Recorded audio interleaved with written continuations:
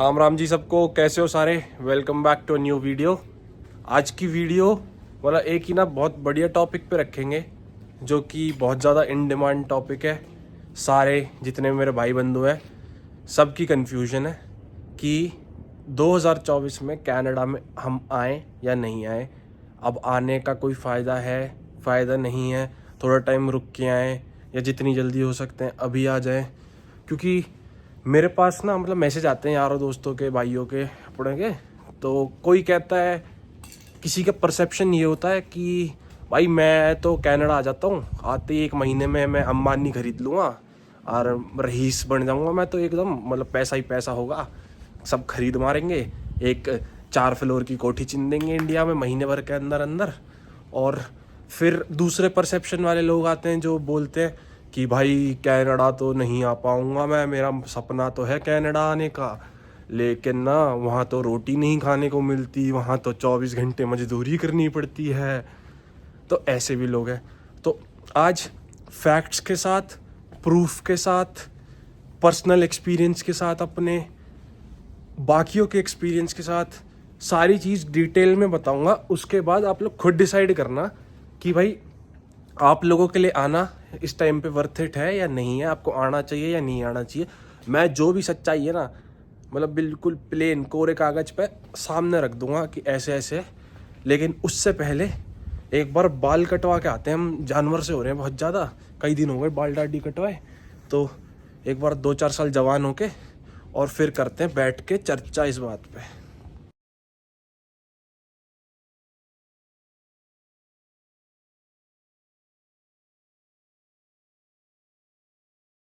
तो भाई बाल वाल कट के अपने बढ़िया, अब करते हैं बातचीत सिस्टम से। तो मुद्दा क्या है, 2024 में कनाडा आए या 2024 में कनाडा नहीं आए। सिंपल सी चीज़ है ना।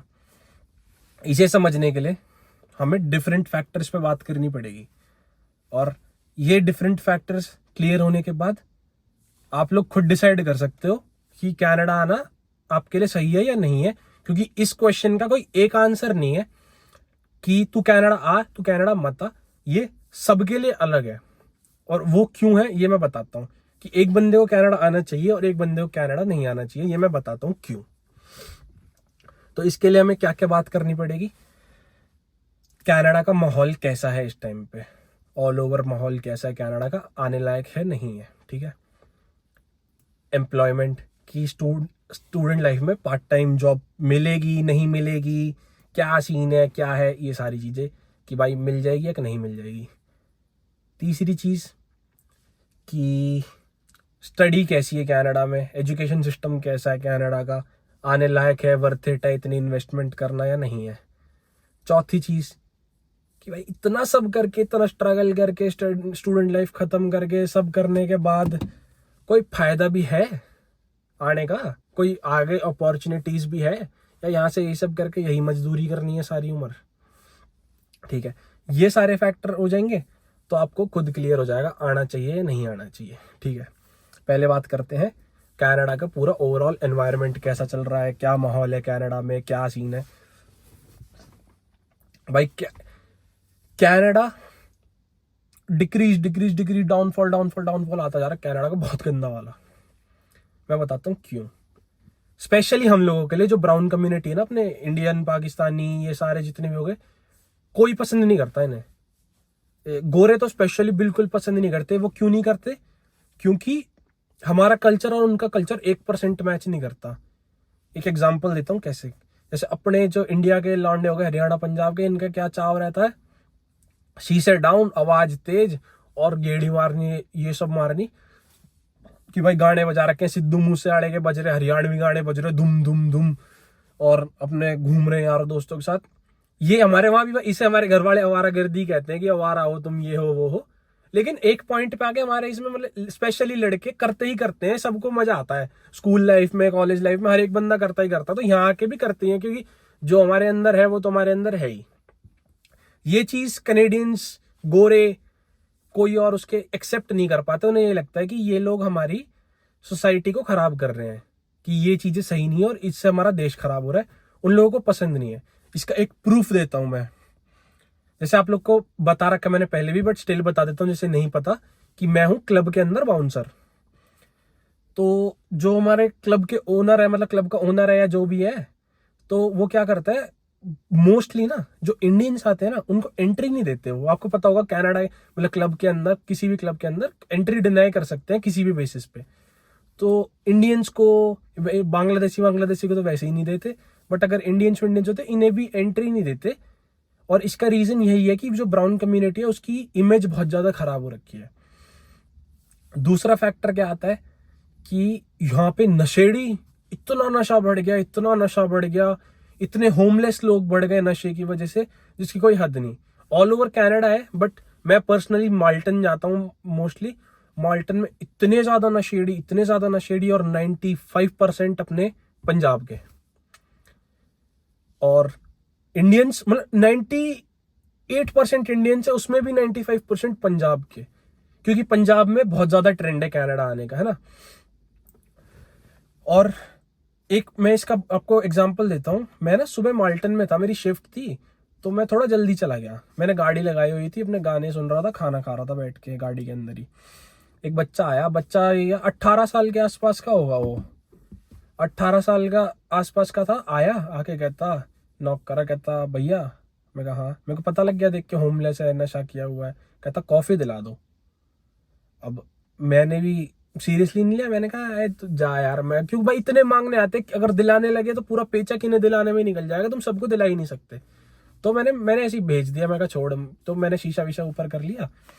फिर 2 बजे के आसपास दोपहर के वो फिर आया वहां पे, कहता भैया कॉफी दिला दो। मैं कहा तो अब तक कॉफी मांगता घूम रहा है क्या? भैया सुबह से किसी ने नहीं दिलाई, कॉफी दिला दो। तो मैंने उसको कॉफी पिलाई। फिर मैंने उससे बात करी थोड़ी देर, मेरे को भी टाइम फोड़ना था शिफ्ट पे। मैंने उससे बात करी थोड़ी देर। मैं कहा कहाँ से है? कहता भैया मैं पंजाब से हूँ। मैं कहा फिर यहाँ पे कैसे आया? कहता भैया मैं स्टडी परमिट पे आया था, ऐसे ऐसी चीज़ है। मैं कहा अब? कहता अब तो मेरी पढ़ाई छूट गई। मैं कहा क्या, क्यों छूट गई? कहता ना तो मेरे पास घर है रहने को, ना खाने को है, ना जॉब है, ना कुछ है मेरे पास। मैं कहा और नशा नशा तेरे पे पूरा है। कहता कि भैया नशे की वजह से ही तो छूट वो हो गई, सब चीजें खराब हो गई। मगर जब तेरे को ये चीज पता है कि तू नशे के में लग के तूने ये सब चीज अपनी पूरी जिंदगी खराब कर ली है, तो अभी भी तो 18 साल का सारा है, सुधार ले। कहता कि मेरे साथ वालों ने मेरे को एक ड्रग ट्राई करा दिया, वो केमिकल बोलते हैं उसे। अब मेरे को ये नहीं पता कि वो असली उसका साइंटिफिक नेम क्या है या उसका क्या मार्केट में किस नाम से बिकते हैं, वो लोग केमिकल बोलते हैं। कहता वो उन्होंने मेरे को एक बार ट्राई करा दिया। कहता मेरे को उसकी आदत लग गई, अब मेरी बॉडी को ना वो चाहिए ही चाहिए। कहता मैंने ट्राई किया कि मैं 3-4 दिन छोड़ दूं। कह रहा मैंने छोड़ा, जैसे ही छोड़ा ना मेरे आंख से और कान से खून आने लग गया। और मैंने पता करा तो मेरे को बताया कि अगर अब मैंने ये छोड़ा तो मैं मर जाऊंगा बहुत जल्दी, और अगर मैं ये करता रहा तो मैं धीरे धीरे मर जाऊंगा, मेरा मरना पक्का है। तो एक तरीके से इससे एग्जाम्पल से मैं क्या बताना चाहता हूँ कि उसकी जिंदगी खराब हो गई। और ऐसे बहुत सारे जो स्टडी परमिट पे आते हैं, नशे में लग के खराब हो जाते हैं। बट इस वाले फैक्टर से आपका ये इफेक्ट नहीं होना चाहिए कि हमें आना है कनाडा या नहीं आना, क्योंकि ये कंप्लीटली आपके ऊपर है कि आपके ऊपर कितना सेल्फ कंट्रोल है। और इन सब चीजें, ये सब चीजें करने के लिए आ रहे हो या अपने माँ बाप का नाम रोशन करने आ रहे हो, कुछ काम करने आ रहे हो यहाँ पे, है ना। बट मैं स्टिल बताना चाहता था कि ये सारी चीजें हैं। दूसरा फैक्टर आता है एम्प्लॉयमेंट का। अब एम्प्लॉयमेंट फैक्टर से पहले ना मैं एक वीडियो डाल रहा हूं, ये वीडियो देखो।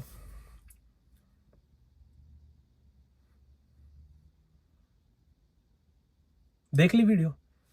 अब इस जगह पे ना मेरे को एग्जैक्ट नंबर नहीं पता, पर मात्र 10 से 12 जॉब अपॉर्चुनिटीज होंगी, जॉब पोजीशंस होंगी, और उसके लिए इतने लोग खड़े, इतने लोग। तो एम्प्लॉयमेंट का तो ये हाल है कि एक एक जॉब के पीछे 250-250 300 आदमियों की लाइन लग जाती है, सिर्फ एक जॉब की। अरे ये क्यों बंद हो रही है बार बार? सिर्फ एक जॉब के चक्कर में 250-250 300 आदमियों की लाइन लग जाती है। ऐसे बहुत सारी जगह, बहुत सारी वीडियोस आप यूट्यूब करो, गूगल करोगे, आपको मिल जाएगी। एम्प्लॉयमेंट बहुत गंदा चल रहा है। लेकिन मैं ये भी नहीं कहूंगा कि जॉब्स मिलती ही नहीं है। जॉब्स नए बच्चों को नहीं मिलती। अब उसका क्या रीजन है? आपके कनेक्शंस नहीं होते। आप नए नए कंट्री के अंदर आते हैं, आपको कोई कनेक्शन नहीं होता, आपके पास ड्राइविंग लाइसेंस नहीं होता, आपके पास बाकी सारे जॉब के लिए रिक्वायर्ड लाइसेंसेस नहीं होते, जैसे कि सिक्योरिटी लाइसेंस, CPR लाइसेंस, ऐसे आंटी संट जितने भी लाइसेंस आपके पास ये नहीं होते, आपके पास कैनेडियन एक्सपीरियंस नहीं होता, तो जो आपसे पहले से लोग आ रखे हैं उनके चांसेस जॉब मिलने के ज्यादा होते हैं, है ना। अब आप जैसे जैसे पुराने होते हैं यहाँ पे, फॉर एग्जाम्पल आप कनाडा में आए, आपका एक दोस्त बना, आपको काम नहीं मिला, आपके दोस्त को काम मिल गया।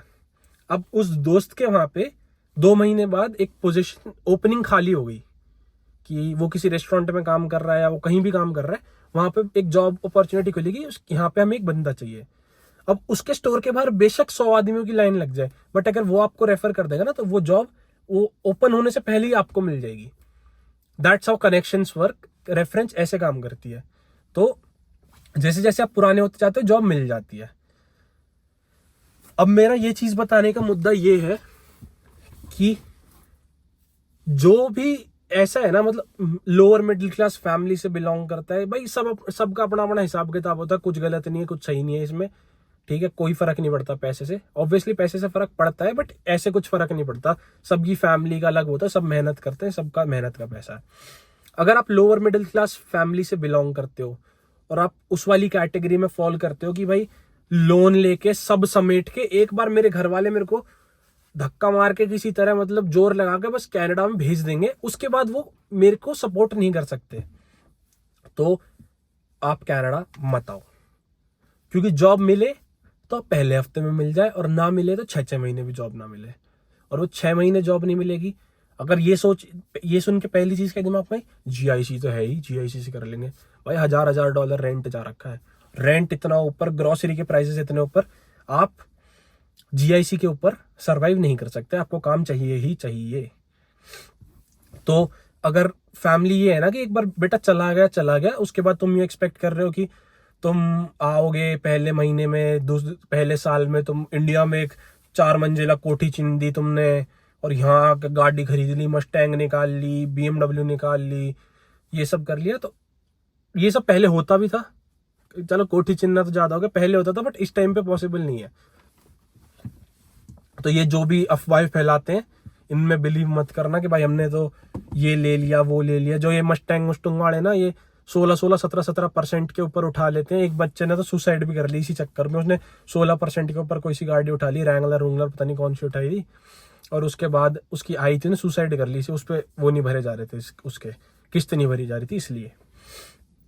तो लेकिन अगर आप उस वाली फैमिली में हो कि भाई आपकी फैमिली ये है कि बेटा तू चला जा, जब तक तेरे को काम नहीं मिलेगा ना, थोड़ा बहुत तू कुछ कर लियो, थोड़ा बहुत हम कर लेंगे, और मिलजुल के अपने तेरे को निकाल देंगे। ये नहीं है कि भाई तेरे को रोड पे आने देंगे और हम तेरे को खाने पीने के वो आएंगे, तेरे को टोटे भड़केगा तुम्हारे, तो तुम आ जाओ कनाडा, क्योंकि एक पॉइंट पे आके जॉब मिल ही जाएगी, है ना।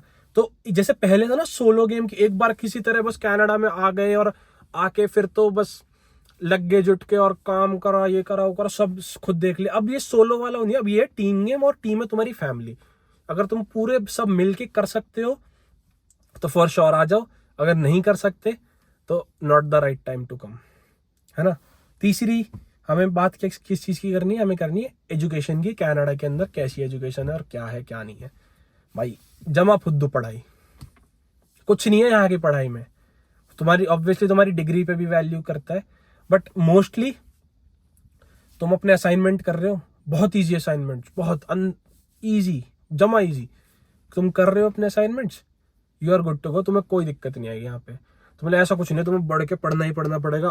अगर तुम कंप्यूटर साइंस के स्टूडेंट हो, तुम किसी और चीज के स्टूडेंट हो, that's a different story, but अगर तुम कोई नॉर्मल सा कोर्स लेके आ रहे हो तो इतना कुछ नहीं। मैं अपनी पर्सनल यूनिवर्सिटी में बता रहा हूँ, मेरा कोर्स बहुत अच्छा है, बिजनेस का कोर्स है, बट बिल्कुल भी मेहनत नहीं मांगता। असाइनमेंट्स वगैरह ये सब तो करने पड़ते हैं ऑब्वियसली, बट ऐसा नहीं है कि मैं किताबों में ही बड़ा रहता हूँ, मेरे पास और कुछ करने का टाइम नहीं है। उनको घंटा फर्क नहीं पड़ता मैं कॉलेज यूनिवर्सिटी जा रहा हूँ नहीं जा रहा, क्लास में आ रहा है, पढ़ रहा है नहीं पढ़ रहा है, लोग असाइनमेंट देता रहे, और भाई तेरा जो जी करता हो कर, मैं ठीक है, मैं भी राजी, वो भी राजी, डिग्री मिल जाएगी और मौज आएगी। तो पढ़ाई का तो कुछ नहीं है, बट इतनी मतलब टफ नहीं है। लेकिन हाँ, वैल्यू, डिग्री की वैल्यू ऑब्वियसली है। आप इंडिया से एक डिग्री करके आ रहे हो और आप कनाडा में डिग्री कर रहे हो, तो कनाडा के अंदर कनेडियन डिग्री की ज्यादा वैल्यू है। और इस बात को कोई भी आपको कहे कि ऐसा कुछ नहीं है, ये है वो है, आप किसी भी जॉब इंटरव्यू में जाओगे, किसी भी उसमें जाओगे, कनेडियन डिग्री को प्रेफरेंस मिलेगी। लिख के ले लो मेरे से ये बात, ठीक है।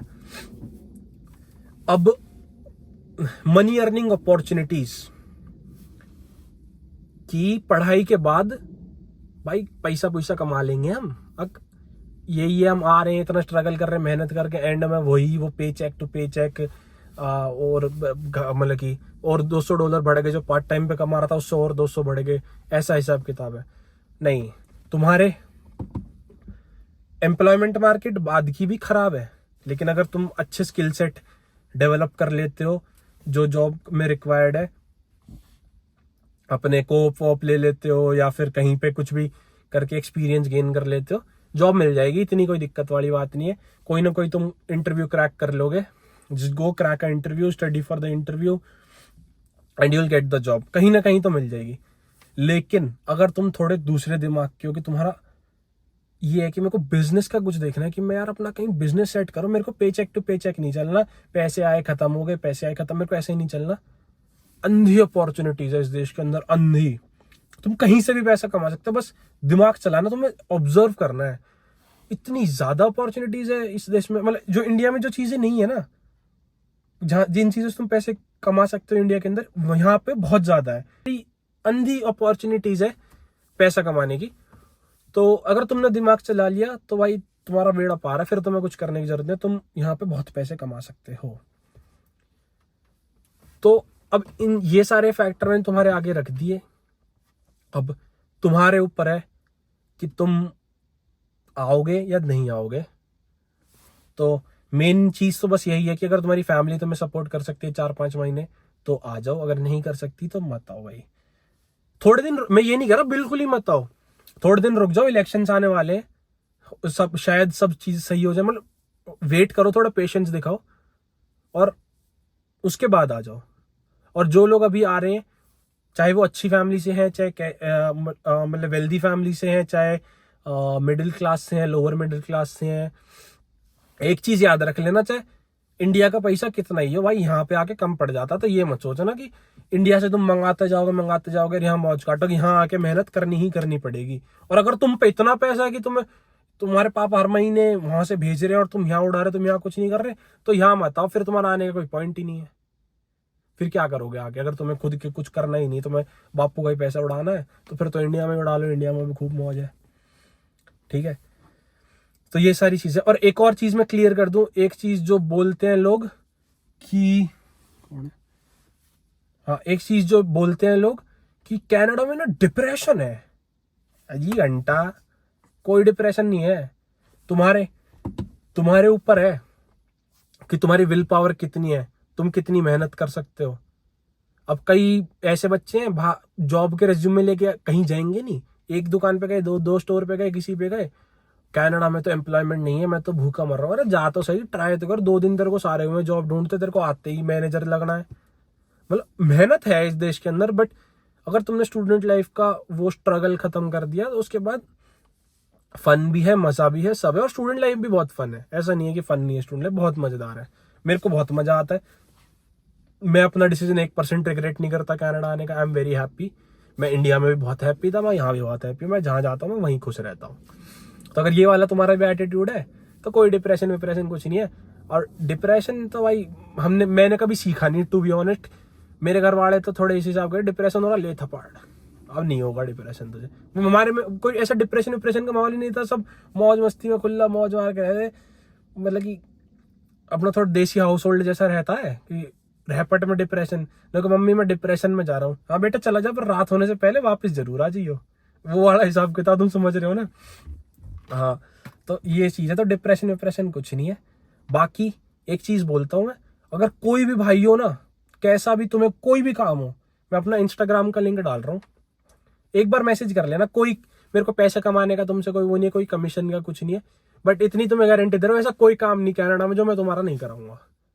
चाहे PR से रिलेटेड हो, आइल्स से रिलेटेड हो, मतलब मैं डायरेक्टली नहीं बोल रहा, तुम समझ जाओ मैं क्या कहना चाह रहा हूँ। तुम्हें कहीं से कोई डॉक्यूमेंटेशन चाहिए हो LMIA के लिए, या कहीं मैं तुम्हारी बात करा सकता हूँ मैं कुछ, मतलब तुम्हें सिक्योरिटी लाइसेंसेस चाहिए, तुम्हें लाइसेंस जल्दी चाहिए, तुम्हें 1-1.5 महीना वेट नहीं करना, तुम्हारा ड्राइविंग टेस्ट नहीं क्लियर हो रहा, मैं तुम्हारी मदद कर, मतलब कोई भी काम, कोई भी A to Z। अब ये मत सोचना कि तुम मुझे मैसेज करो जॉब दिलवा दे, जॉब दिलवा दे, जॉब दिलवा दे। इतने सारे लोगों को जॉब दिलवाना इम्पॉसिबल है मेरे लिए भी, बट हाँ ये जरूर बता सकता हूँ कि जॉब लेनी कैसे है। ठीक है, समझ रहे हो ना मेरी बात? तो अब जो लोग समझ जाएं, जो नहीं समझे तो भाई तुम्हारी गलती है। ठीक है, तो आज की वीडियो में बस इतना ही। Don't forget to like, share and subscribe. बाकी अगले व्लॉग में मिलते हैं। जय श्री राम।